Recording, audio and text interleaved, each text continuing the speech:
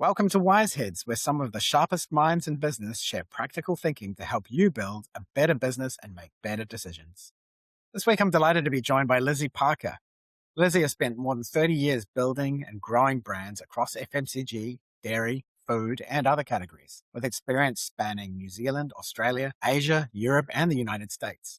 More recently, she led marketing at Westland Milk Products for more than 8 years, helping build Westgold into an international brand and leading a growing marketing team across brand, digital, B2B, and corporate marketing. Today, we're talking about what experienced marketers learn once they've actually had to do the job, why getting the foundations right matters more than chasing the latest tactic, how close marketers should really be to their customers. Has the explosion of data made marketing easier or more confusing? Lizzie, thanks for joining me. Thanks, Adam. It's awesome to be here. You've worked across a number of different businesses, categories, and markets. After all that experience, what do you think you understand about marketing now that you definitely didn't understand when you first started? I didn't really understand the depth of what it takes to influence someone to buy your product or to show them that they need your product and how many various tactics there are. And to be fair, 30 years ago, there was a hell of a lot less tactics than there are now. There was no email and there was certainly no social media. So you were using the main ATL type tactics. Your story was told over a far less number of channels than there is now. Now you have to choose out of a whole variety, and you obviously haven't got budgets to do everything. There's so many different ways to tell a story, and how do you choose that? How do you make those decisions? There's often a theory on the agency side of things that briefs can be quite prescriptive towards being promotionally driven and being a short-term fix to a sales problem. To what extent, as a head of marketing, do you get to maybe push back if that brand building is quite important as well? That is a huge topic right now. And in the Westgold role, that was becoming more and more prominent as this need for ROI.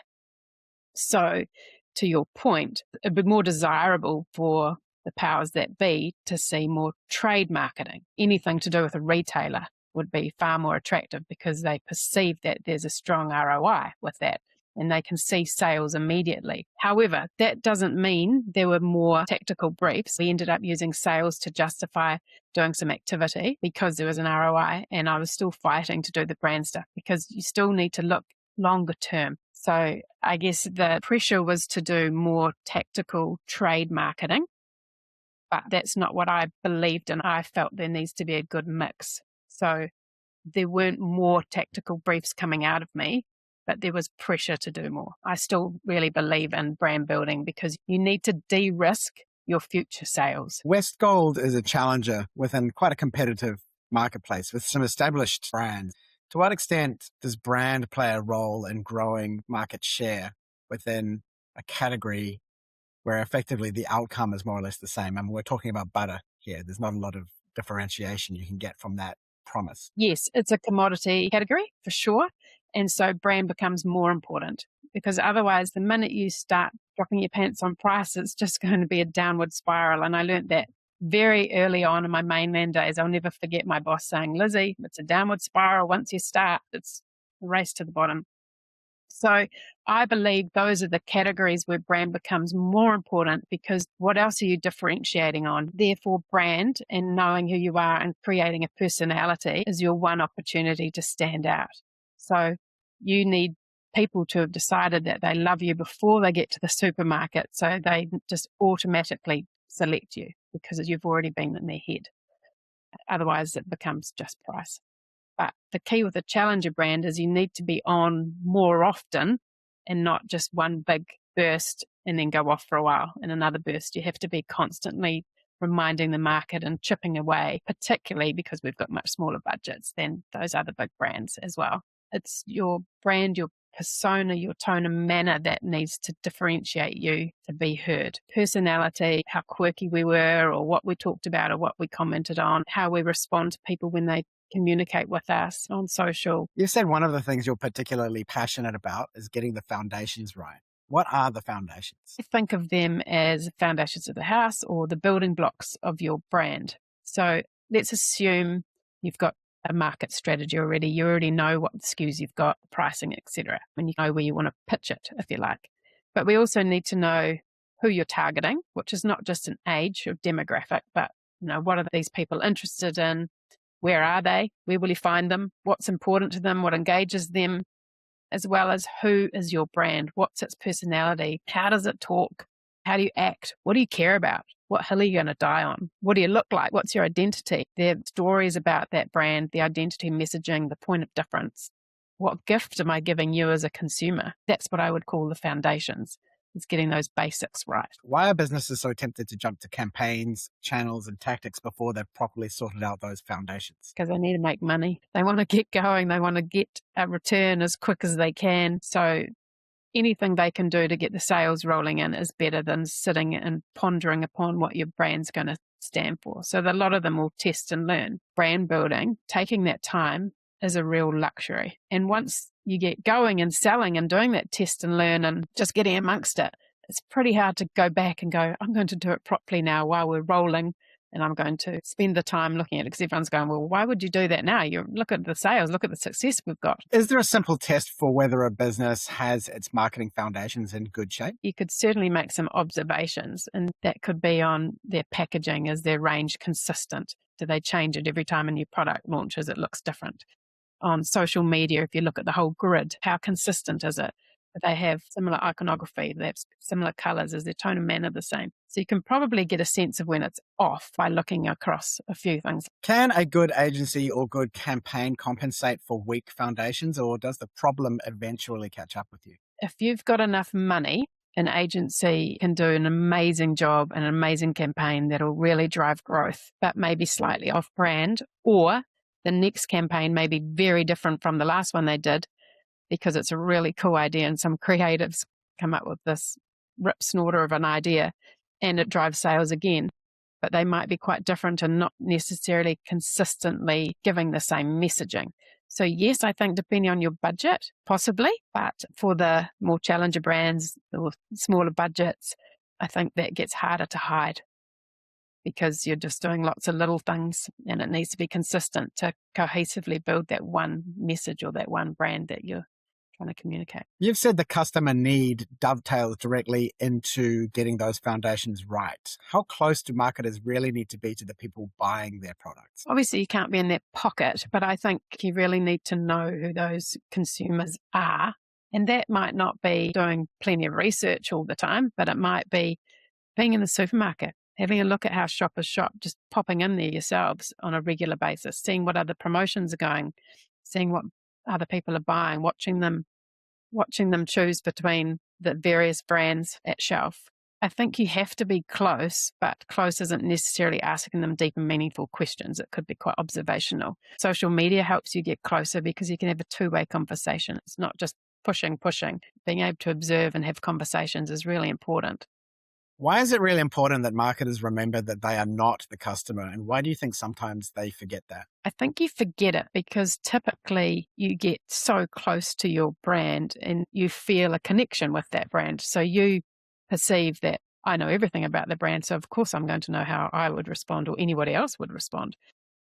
But you're not. There is a target persona for your brand. You know who that audience is. You don't think about them. You don't think how they would respond. You think how you would respond. Westgold operates across very different markets: Australia, New Zealand, the US, Southeast Asia, China, and others. What have you learned about the difference between a fundamental customer need and the way that need expresses itself culturally? We found, particularly with New Zealand, Australia, USA, that the consumer need around butter was pretty similar. High butter usage, cooking, baking, their need from an occasion perspective was pretty consistent. But what was different was probably the messaging, the nuancing of the messaging. The messaging's different, but the needs are similar. How do I know when I'm at the point where I'm ready to move into Australia or move into the UK markets or the US? Probably the most logical one is I've got the volume I can get here. I'm going to need to find growth from somewhere else. So where could that be? That's probably your first trigger. You have to have something that someone else is interested in, and that's probably by talking to a few retailers to go, oh yeah, there's a gap here.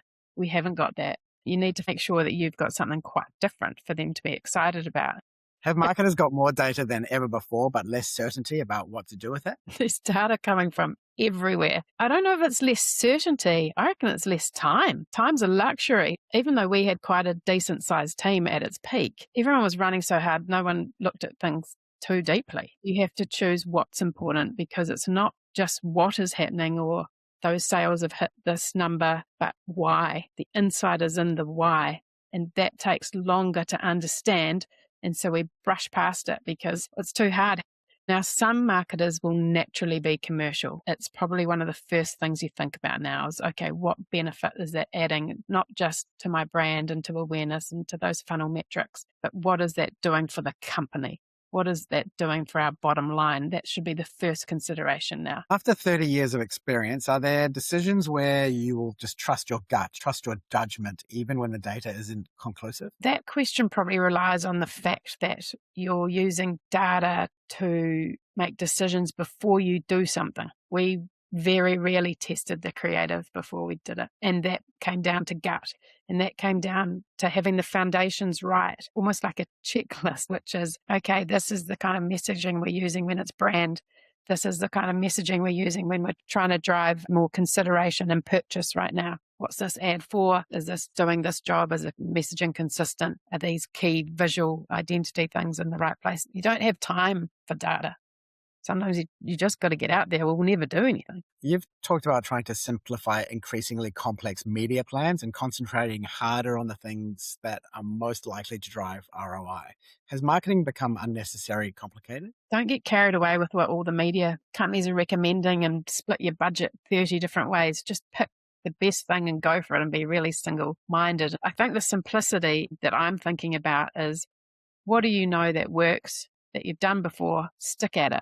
So sometimes we need the confidence to say we're not going to be everywhere for everyone and we're just going to do fewer things properly. 100% agree with you. Let's just take social media. I mean, how many social media platforms are there? We took quite a while to get into TikTok as an example, but we were advised that that was the way to go for America. So we listened to an agency that was over there and we did that. And it's been a great medium for us. But then we also launched Instagram in the USA, which isn't performing nearly as well as TikTok. So should we be in it? But none of us are brave enough to go, no, but you need to be brave to go, let's simplify things. So yes, the fewer lines in your plan for the year, I think, the better. You talked about relationship before, which is very hard to form with someone. What responsibility do you think the client-side marketer has in getting the very best outcomes and outputs from their agency? Huge.